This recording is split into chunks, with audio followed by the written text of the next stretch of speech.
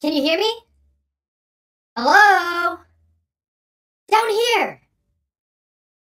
No, not over there! Down here! Sup? Don't ask how I got down here. All I know is that I have a review to do. So with that being said, let's jump right into my review of Ant-Man 3, Quantumania.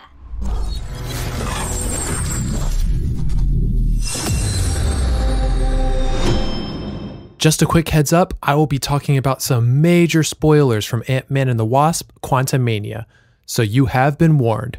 So as you guys can see, this is not a normal review. In fact, this really isn't going to be a review at all. It's pretty much just a rant. And you want to know why? It is currently 1:15 in the morning. I just got back from seeing Ant-Man and the Wasp, Quantumania, and I have a lot of things to say about this movie. And most of them are not good. Spoiler warning. So yeah, I'm tired. I'm exhausted. I'm holding my microphone in my hand. Just doing stuff I've never done before. Also, my wife and I are going out of town for vacation this coming up weekend, starting, I was gonna say tomorrow, but it's technically today. But I have to get this review out for you guys. So our compromise is I need to knock out this video with as little amount of cuts possible, so that we can go on vacation and not have to worry about working on the video. So I'm gonna try and do this video in as little takes as possible, and I hope you guys are ready to rock with me because I really want to talk about this terrible, terrible movie. Are you guys ready? Be prepared. I'm gonna be looking at my notes a lot from my phone, so let's get right into it. So Ant-Man 3. Oh, where do I start? Well, first off, let's just say that Ant-Man 3 Quantumania is a absolute huge departure from the other two movies. With the other two movies, specifically Ant-Man 1, it's more of a heist, low stakes, low level movie. It's not super harmful. It's not a super bad movie.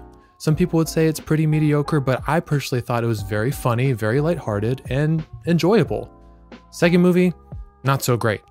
But man, when you compare it to this movie, both of those other movies seem incredible. And here's what I mean by that. I don't think that the character of Ant-Man fits very well in this type of movie that has absolute multiverse shattering stakes.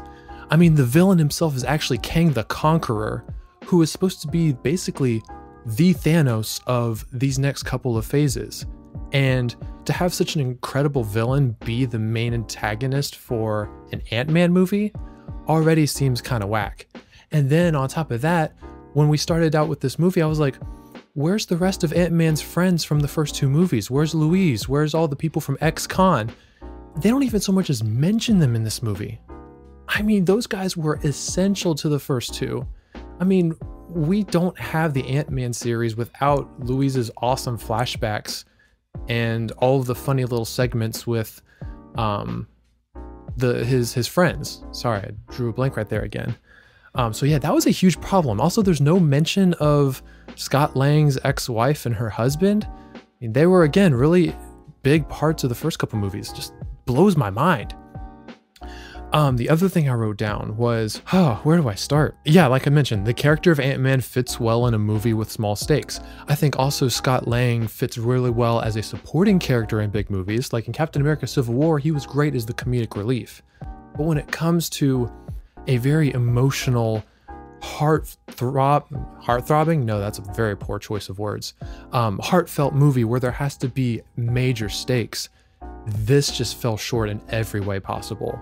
Let's start out with the freaking script, man. The script was just horrible. I feel like there was no weight to these characters' actions. It just felt like everybody was phoning in their performances, except for Jonathan Majors as Kang, and we're gonna get to that later. Everyone just felt so dull and lifeless. There's so many contrivances and, oh, you must do this task to go do this task. And the exposition was nuts. Going back to flashbacks of telling us what happened in the past and explaining things that are happening in the present. It was so heavy-handed. It reminded me a lot of Black Adam, where it was just kind of telling us stuff because it couldn't show us stuff. Like, it was telling us how Kang was such a mighty conqueror, but it wasn't showing us the places he's conquered. I know there may be room for that in future movies, but you can't build him up as this incredible villain and then just have Janet Van Dyne just tell us that he's really terrifying. You know what I'm saying? So yeah, the script was just whack. The color grading, the green screen, and the CGI was absolutely abysmal. This may be one of the worst looking Marvel movies that I've ever seen, bar none.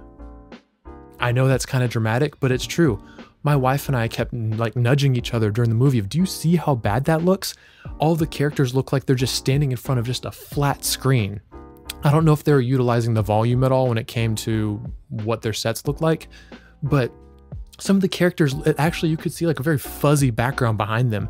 It looked so lazy and just took me right out of it. The beginning sequence when they're falling into the quantum realm literally had made me say out loud, it looks like they're on wires. I mean, it was so bad. What happened to some of the green screen and the CGI that we saw in Guardians of the Galaxy 1? What happened to the creative visuals in Doctor Strange? This felt so incredibly lazy and thrown together. And this is an absolute bad look from Marvel when it comes to their recent trend of underpaying their employees who work on the CGI and trying to churn these things out one at a time. I really think they're starting to suffer and pay the price for it.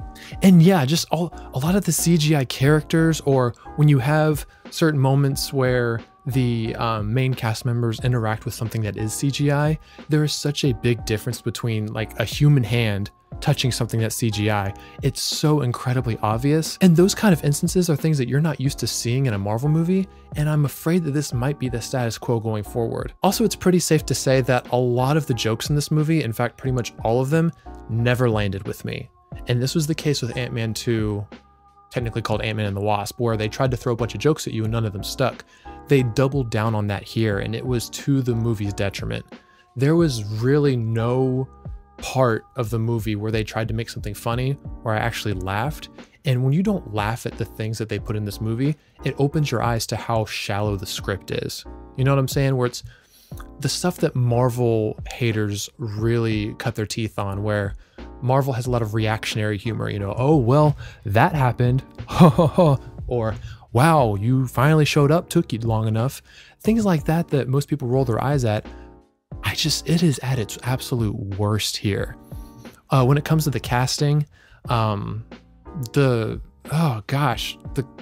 lady who plays Hope Van Dyne, she doesn't really do anything until the end of the movie, right? Like it's like they didn't know what to do with her, and so they knew she had to have some moment at the end where she saved Scott, but I just don't.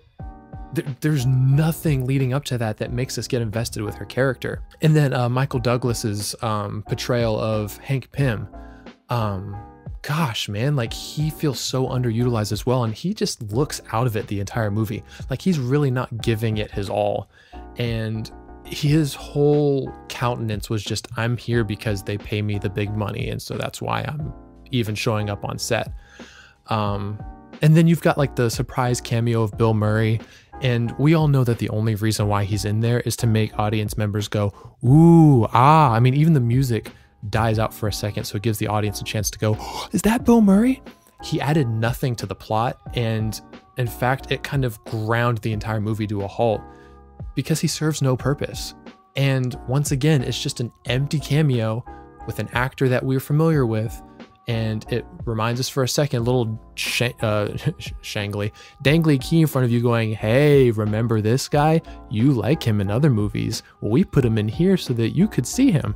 So incredibly stupid. And I'm going to say this with all the respect in the world.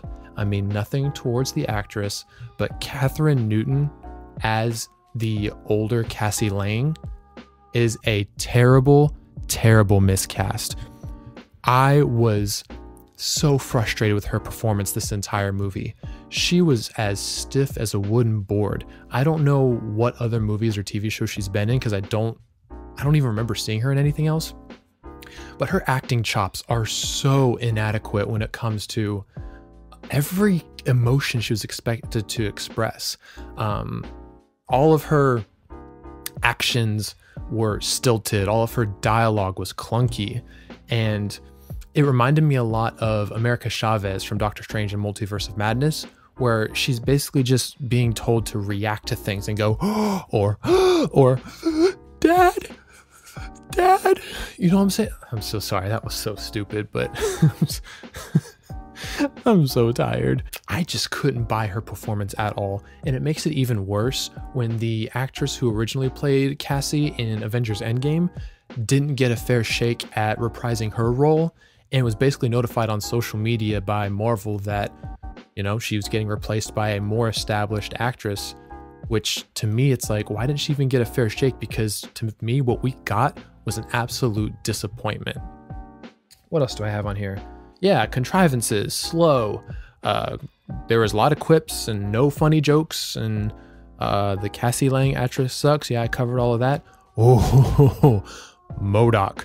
Let's talk about MODOK. It's no surprise that they were going to go down the road of having Darren Cross play MODOK in this Marvel Cinematic Universe. And as much as I didn't like the idea, I was going to let it slide because it made the most sense, all things considered. But they fumbled the bag with him so hard. I am a diehard MODOK fan from both comics and games, and it was such a disappointment to see him on the screen in live action. Oh my gosh. The mask that he wears, while it's slightly cool, it just pales in comparison to portrayals that we've seen before. And when we actually see his face, they didn't even try to make Darren Cross look distorted or disfigured in any way, shape, or form. They literally just took his face and stretched it a little bit, and it looks awful. I know they're trying to make it look so uncanny that it's funny, but it just made me look at him the whole time and go, because with all the other bad CGI environments and the obvious green screen, you're already cringing at all of the horrible looking backdrops, that when you see MODOK, you look at him the same way, and it's just disgust. And maybe the movie wanted you to feel that way when every time you look at him, to show that he's kind of deformed and a cast off. But I don't think that was quite the reaction I got. It was more so disgust of, really, Marvel? This is just horrible. I mean, again, you can just take an example from the recent Avengers video game if you want to see what a great version of MODOK could potentially look like. And I really wish that they embraced the more deformed look that he had. And his entire arc in this is so confusing because he really doesn't add much to the movie, even until the end. And he plays a bad guy who serves Kang and basically is his right-hand man, which, okay, that's all well and good. Then he has this random change of heart at the end where Stature, which is technically Cassie Lang, has a heart-to-heart with him and says, you need to stop being mean to people. And MODOK is like, well, that's all I know. And she's like, well, be better. And pardon my language, but don't be a dick. And that made him go, I'm gonna turn my whole life around. Just like that, he sacrifices himself and basically jumps in front of Kang's energy blast to potentially disarm him enough to be overrun by the ants in the end. What? Really? I don't know, man. What is Marvel doing? Seriously, what is Marvel doing? The reason why I'm being so harsh towards this movie is because we've seen time and time again countless examples of Marvel taking projects and putting all the time and money and effort that they can into them to make sure they come out as finished and exceptional as they possibly can, and they've had a track record of being really good at what they do. That's what's gotten them this far. But once the Infinity Saga concluded, it's almost like they tried to go back to square one and reinvent the wheel, when yes, Marvel could be a little formulaic, but at the end of the day, they knew what made their stuff good. And so far, this experimental Phase 4 has been an absolute disaster. And unfortunately, this movie adds to it. But I'm not gonna let you guys go without actually talking about a positive, because I talked to my wife about this after the movie. The one thing that we could agree upon that was a positive was Jonathan Majors as Kang the Conqueror. I just needed him to be good for me to at least walk out of the movie going, I found something good. And his portrayal of Kang is awesome. That's all I can really say. In a movie that's weighed down by terrible dialogue, clunky exposition, horrible CGI, and terribly underwritten characters, Kang stands above them all. because all he has to do is be competent.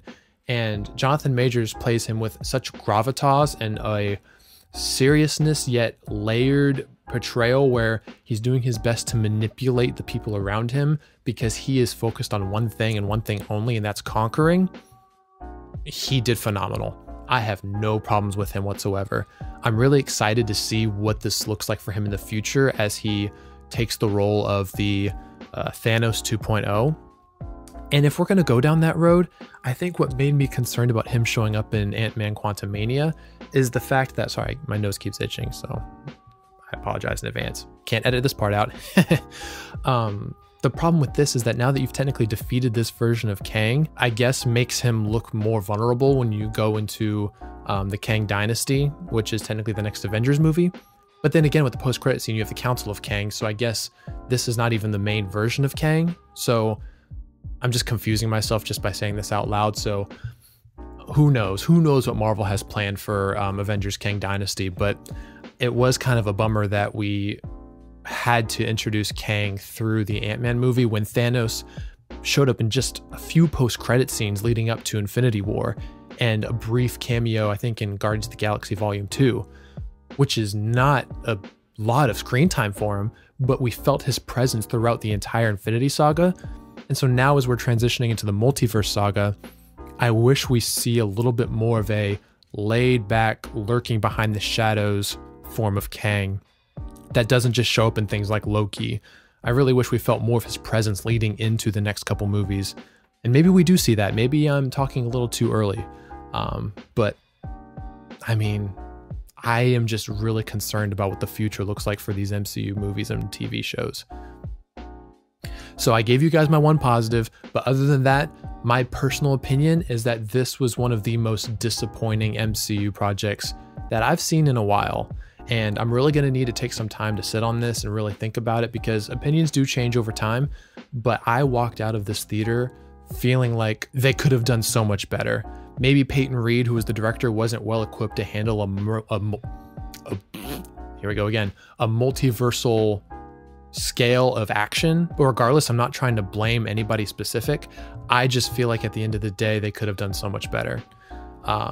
And I apologize this whole time if I've been talking really quiet. Like I said, it's really, really early in the morning. So there are people in my house that are definitely sleeping right now. And I really hope I didn't wake them up doing this review. But such is the life of a YouTuber. So with that being said, I want to turn it over to you guys in the comments. Let me know down below if you've seen Ant-Man and the Wasp Quantumania. Did you like it? Or if you haven't seen it yet, are you looking forward to seeing it? Don't take my words as gospel truth. Watch it for yourself. And let me know what you guys think. That's all I really have to say about that. Also, I just realized I never turned on my sign. So here you go. It's on. And it's off. But I'm not going to keep you guys here much longer. So if you want to go ahead and drop a comment down below, say something nice or not nice. I mean, y'all do you. I mean, I'm not going to stop you. Leave a like if you enjoyed the video. Subscribe if you're new. I'm well on the way to 1,000 subscribers. And again, I cannot do it without your guys' help. I appreciate all the love and support that you guys have given me, and it makes a huge difference for my small channel. Plus, it helps me feel justified for staying up till 2 o'clock in the morning making this video.